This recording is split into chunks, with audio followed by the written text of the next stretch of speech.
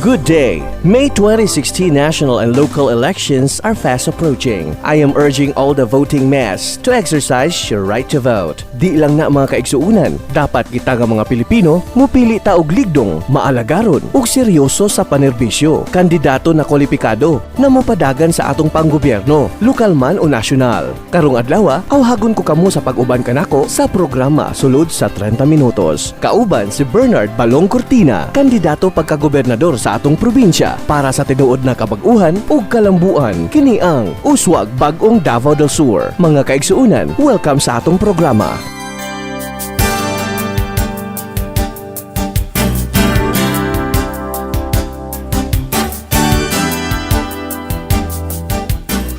Ako si Bernard Balong Cortina, natawo sa Kapatagan, Digos City, Davao del Sur.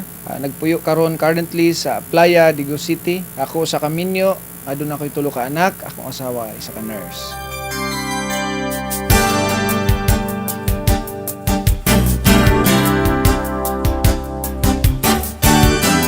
Nahuman ko sa akong elementarya sa Nesencio Isidro Elementary School sa Kampo Kapatagan. Nahuman pud ko sa akong sekundarya sa Holy Cross of Magsaysay. Ug ako nakahuman sa Bachelor of Science in Nursing sa Polytechnic College of Davao del Sur. Nakakuha pud ko og Master of Science in Nursing, Major in Medical Surgical Nursing sa Liceo de Cagayan University.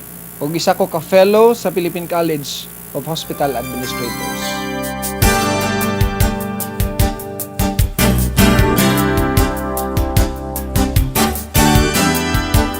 Akong asawa usa ka nurse, na siya nagtrabaho karon sa Jensen. Ako'y tulo ka anak, ang ilang pangalan si Nicole, Angela, si Charles Janus ug si Cassandra Jean, 8, 5 and 2 years old.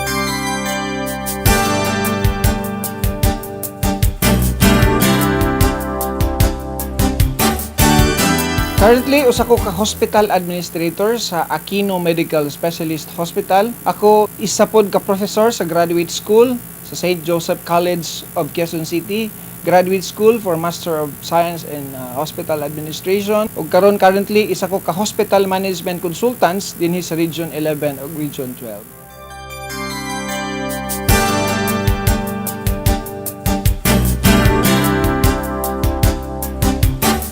Ang usa ka hospital management consultant, ako in charge ko sa pagpalambo sa mga hospital nga nanginahanglan sa akong serbisyo in terms of business process improvement, pagpadako sa kita sa hospital, pag-expand sa hospital ug pagtukod og naay mga bagong hospital. So being a hospital administrator, ako in charge sa operation sa entire hospital, tan-aw sa kalidad sa serbisyo sa akong mga empleyado, kalidad sa mga tambal o supplies gigamit para sa pasyente, ug ilabi na ang improvement sa kinatibuk-an sa hospital.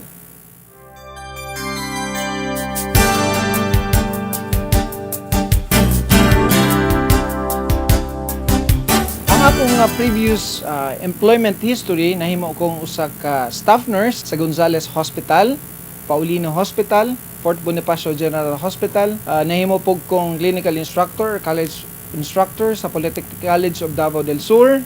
Nahimo akong clinical instructor, college professor sa Davao Doctors College, College of Nursing. Nahimo sa ba akong nursing director sa Siemens Hospital Davao. Og nitilaw ko pag-abroad as senior ER nurse sa Jalan Bani Boali Hospital, Sultanate of Oman. Og nahimo sa ba akong vice president for administration sa Kidapawan Doctors College o Kidapawan Doctors Hospital.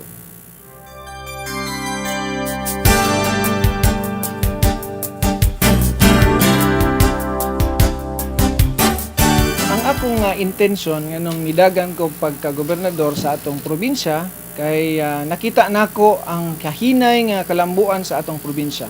Ilabi na sa matang sa health kay ang atong hospital pipila lang kabuok kung ikumpara nato sa ubang probinsya nga dungan natukod sa ato ang probinsya sa Davao del Sur. And ang atong mga infrastructure projects dinhi, wala kay ma-prioritize nato ang mga dalan, farm to market road, ug atong nauna og prioridad kung makita nato kumpara nato mga proyekto infrastruktura nga dili kaayo prioridad sa pagkakaron. So base sa ato ang comparison sa ubang probinsya kay ang mga hospital nga gipangtukod nako kasagaran na sa Davao del Norte. So ang Davao del Norte na dungan katukod sa Davao del Sur. Pero kung ikumpara nato, Daghan kay public hospitals ang Davao del Norte. Puro mga nindot nga mga hospital pero atoa duha lang kabuk district hospitals ay nga naa sa Davao del Sur karon sa Kiblawan ug ang provincial hospital. Supposed to be kada munisipyo dunay hospital, dunay public hospital nga ang mga yanong pobre, yanong tao maka-access sa universal health coverage. Ako makaingon ko nga masakitan ko sa inana nga sitwasyon kay ako nagasikog tukod og mga hospital, nagatabang kog public hospital sa ubang probinsya, pero tan-aw nato ang probinsya nga gikatawhan ako, inana kawik ang atong programa. Ikaduha, ang infrastructure project. Kung tan-aw nato, makumpare yun nato mga dala nato dinhi sa Davao del Sur nga halos dili pa simentado, dili pa dagko ang atong mga kadalanan ug ang probinsya sa Davao del Sur nanginahanglan ni diri og pantalan. So ang infrastructure project na dapat ipatuman, dapat i-priority nato, i-prioridad nato unsa tong dapat mapahimuslan sa kadaghanan nga tao sa katawhan sa Davao del Sur.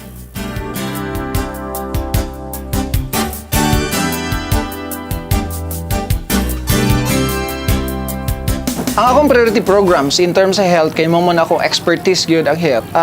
Tukuran ako og mga public hospitals kada munisipyo nga accessible sa mga tao ang public health services. Ikaduha, ang provincial hospital nato itong paningkamutan nga mamahimong usa ka tertiary hospital nga adunay ICU, adunay dialysis unit ug adunay taas-taas nga kalidad sa diagnostic procedures. Kay kasagaran sa atong mga pasyente dinhi sa Davao del Sur ato pang ginadala dito sa Southern Philippines Medical Center aron na matambalan, pero dili inana kadako ang magastos sa gobyerno kung i-upgrade nato ang hospital. Only you have to do is the ability and the capacity on how you're going to expand ang ato ang hospital. So sa kadaghanan sa hospital, 19 ka hospital na akong giatiman o gitukod, dili inana kalisod magtukod og hospital kada munisipyo, dili inana kalisod mag-upgrade og hospital.